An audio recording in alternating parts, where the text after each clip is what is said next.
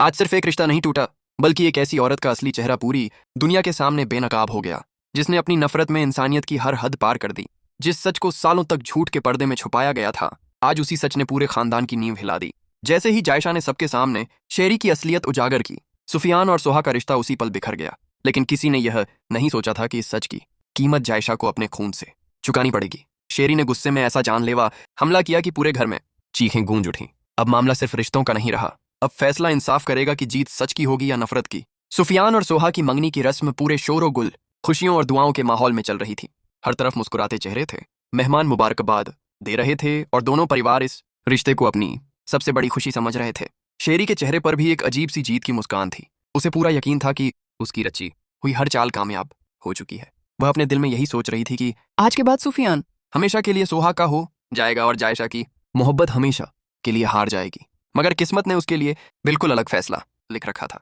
जैसे ही रिश्ता पक्का करने की बात आगे बढ़ी, अचानक जायशा सबके सामने आकर खड़ी हो गई। उसकी आंखें आंसुओं से भीगी हुई थीं, मगर आवाज में ऐसा हौसला था कि पूरे कमरे में गहरा सन्नाटा छा गया। उसने सीधे सोहा की मां नायला की तरफ देखकर कहा कि जिस रिश्ते की बुनियाद झूठ, धोखे और साजिश पर रखी जाए, वह रिश्ता कभी खुशियों तक नहीं पहुंच सकता। इसके बाद जायशा ने एक एक करके शेरी की सारी करतूतें सबके सामने रखनी शुरू कर दी। उसने बताया कि किस तरह शेरी ने हर रिश्ते में जहर घोला, लोगों को एक दूसरे के खिलाफ भड़काया, झूठे इल्जाम लगाए और सिर्फ अपनी जिद और नफरत की खातिर मासूम लोगों की जिंदगियों से खेलती रही। जितना जायशा बोलती गई, उतना ही शेरी का चेहरा उतरता चला गया। उसके चेहरे का रंग उड़ चुका था। वह चाहकर भी अपनी सफाई में एक लफ्ज नहीं बोल पा रही थी। पूरे घर में ऐसी खामोशी थी कि हर किसी की सांसों की आवाज तक सुनाई दे रही थी। किसी को यकीन नहीं हो रहा था कि जिस औरत पर सब भरोसा करते थे, वही इतनी बड़ी साजिशों की असली जिम्मेदार निकलेगी। नायला ने गुस्से से शेरी की तरफ देखा और बेहद सख्त लहजे में कहा, जिस खानदान में सच की जगह झूठ और साजिशों को इज्जत दी जाती हो, उस खानदान से हम अपनी बेटी का रिश्ता कभी नहीं जोड़ सकते। ये सुनते ही सोहा भी अपनी जगह से उठ खड़ी हुई। उसने नम आंखों से सुफियान की तरफ देखा और भारी दिल से कहा, मुझे अफसोस है, लेकिन मैं ऐसे रिश्ते का हिस्सा नहीं बन सकती जिसकी नींव भी धोखे पर रखी गई हो। बस इतना सुनना था कि उसी पल सुफियान और सोहा का रिश्ता हमेशा के लिए खत्म हो गया। ये मंजर देखकर शेरी का गुस्सा बेकाबू हो गया। उसकी बरसों की बनाई हुई हर चाल एक ही पल में मिट्टी में मिल चुकी थी।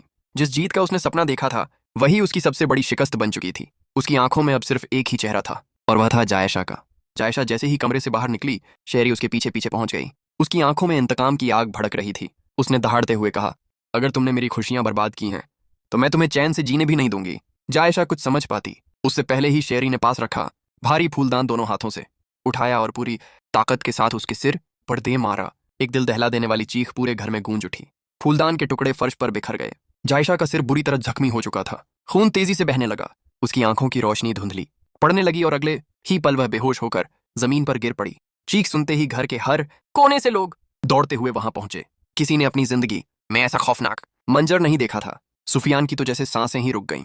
वह दौड़कर जायशा के पास पहुंचा, उसे अपनी बाहों में उठाया तो उसके हाथ खून से भर गए। उसकी आंखों में डर, पछतावा और बेबसी साफ दिखाई दे रही थी। हामिद साहब ने जब यह मंजर देखा तो उनके पैरों तले जमीन खिसक गई। उन्होंने कांपती हुई आवाज में कहा, शेरी, तुम्हें अंदाजा भी है कि तुमने क्या कर दिया? तुमने सिर्फ एक लड़की पर हमला नहीं किया, बल्कि पूरे खानदान के भरोसे, इज्जत और इंसानियत का कत्ल कर दिया है। अब शेरी का गुस्सा धीरे धीरे डर में बदलने लगा था। पहली बार उसे अपनी बर्बादी साफ दिखाई दे रही थी। उसके पास न कोई सफाई बची थी, न कोई झूठ और न ही कोई नई चाल। उधर सुफियान और घरवाले बिना एक पल गंवाए जायशा को अस्पताल लेकर भागे। पूरे रास्ते हर किसी की जुबान पर सिर्फ एक ही दुआ थी कि या अल्लाह, किसी तरह जायशा की जान बच जाए। अस्पताल पहुंचते ही डॉक्टरों ने उसे फौरन इमरजेंसी में ले लिया। ऑन ऑपरेशन थिएटर के बाहर खड़ा पूरा परिवार बेचैनी से हर गुजरते पल का इंतजार कर रहा था। सुफियान बार बार खुद को ही कसूरवार ठहरा रहा था। उसकी आंखों से आंसू थमने का नाम नहीं ले रहे थे। उसे अब एहसास हो चुका था कि जिस लड़की ने हमेशा उसकी खुशी के लिए अपनी खुशियां कुर्बान कर दी, आज वही उसकी वजह से जिंदगी और मौत की जंग लड़ रही है। दूसरी तरफ घर में मौजूद लोगों ने पुलिस को पूरी घटना की जानकारी दे दी। कुछ ही देर बाद पुलिस मौके पर पहुंच गई।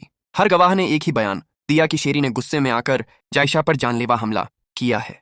शेरी ने खुद को बचाने की बहुत कोशिश की, मगर इस बार उसके झूठ पर कोई यकीन करने वाला नहीं था। उसके सारे बहाने खत्म हो चुके थे।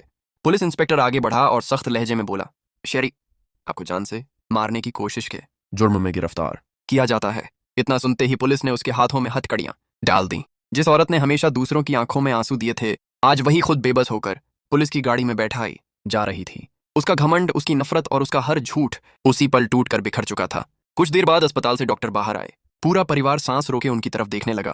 डॉक्टर ने कहा, अभी खतरा पूरी तरह टला नहीं है, लेकिन वक्त पर अस्पताल लाने की वजह से हम उनकी जान बचाने में कामयाब रहे हैं। अब हमें सिर्फ उनके होश में आने का इंतजार करना होगा।